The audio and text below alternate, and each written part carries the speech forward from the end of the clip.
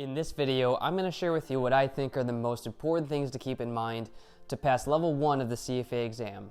These are only my opinions, but these ideas helped me a lot when I was going through the program. So let's get right into it. My absolute number one piece of advice is to focus on doing practice problems. If you remember nothing else from this video, remember that the number one factor in passing this test is how many problems did you work through from start to finish that you fully understand.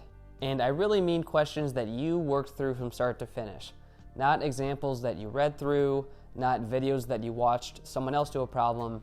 These are questions that you actually got the prompt and worked through by yourself. The reason I say this is because of the knowing-doing gap. It's easy to understand something intellectually without actually being able to do it yourself. So instead of spending time reading through the text carefully or taking detailed notes, you should get through the readings as efficiently as you can so that you can then start working on the practice problems. That way, if there's a problem that you get stuck on, you can go back and reference the text, but you're not wasting too much time reading when it's the actual problems that's going to increase your score.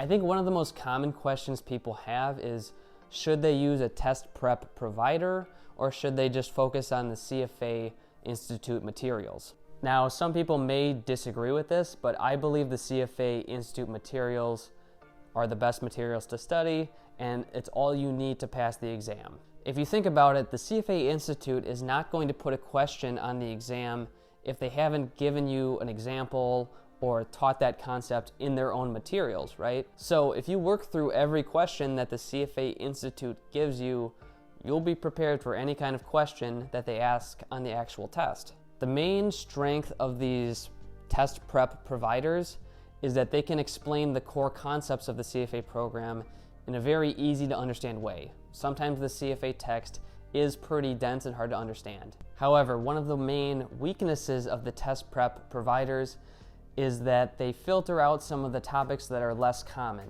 or more obscure that they think are unlikely to be on the actual test. The problem is the CFA Institute almost always puts some questions on the test from these more obscure concepts.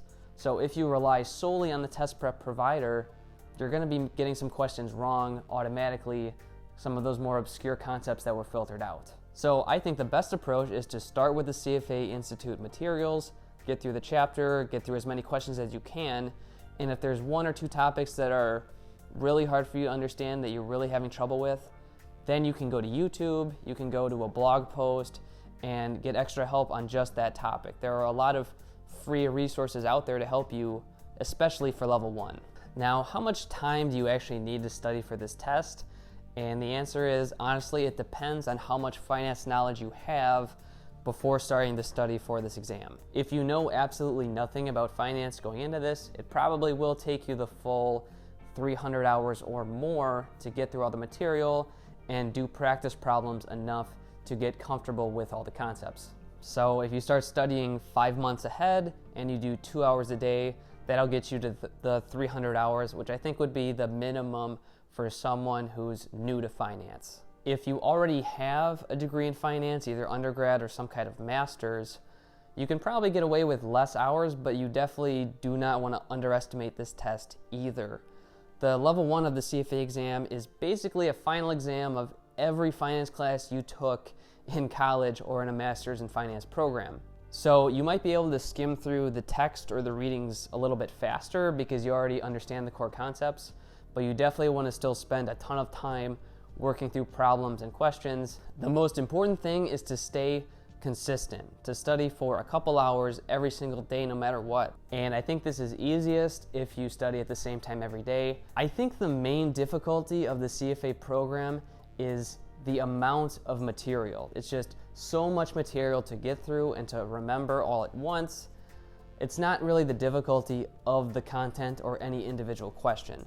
A lot of people work through all of the books linearly. They start with book 1, then they go to book 2, then 3, all the way to the end. I think one of the issues with this is by the time you finish the final book, you've almost completely forgotten books 1, 2, 3, maybe 4. So I think it's a good idea to build in a day every couple weeks to do a few problems from previous chapters you've already gone through. This way you can keep at least some of the old content fresh in your mind, so once you finish all the material, that review process is a little bit easier because you haven't completely forgotten the other concepts. I think the best way to memorize the formulas is to practice writing them out from memory for 10 to 15 minutes a day in the month leading up to the exam. This way you're leveraging two of the most important concepts in how to remember things: spaced repetition and active recall. The idea of active recall is that you remember things best if you actively practice recalling that information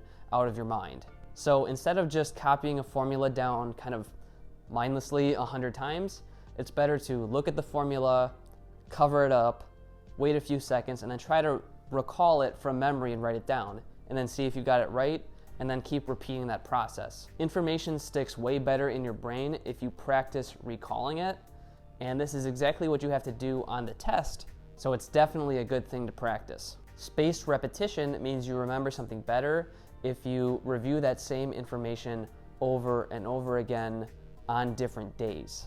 So the first time you learn something like a formula, you'll probably forget it pretty quickly, but the second time you relearn it, you'll remember it for longer. And the third time you relearn it, you'll remember it even longer after that.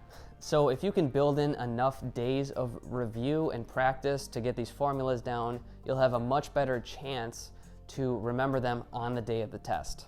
For working through the full-length practice exams, I don't think it's actually important to go through them all in a 3-hour or 2.5-hour block of time.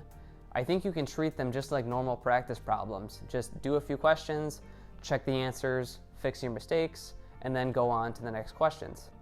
If you want to do a time trial one time just to make sure you're comfortable with what that amount of time feels like, you can do it, but I don't think it's necessary. If you know the material and you've practiced the questions, you will probably finish the test way ahead of time, and time pressure will not be an issue. And don't overthink these study strategies. Some people spend more time thinking about how they should study than actually studying.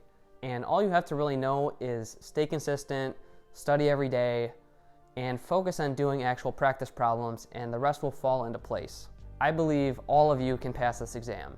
Feel free to leave a comment below if you have a question or if you want to share a piece of study advice that you've personally found helpful. Please remember to like and subscribe if you want to see more videos like this one. Good luck on your exam, and I'll see you in the next one.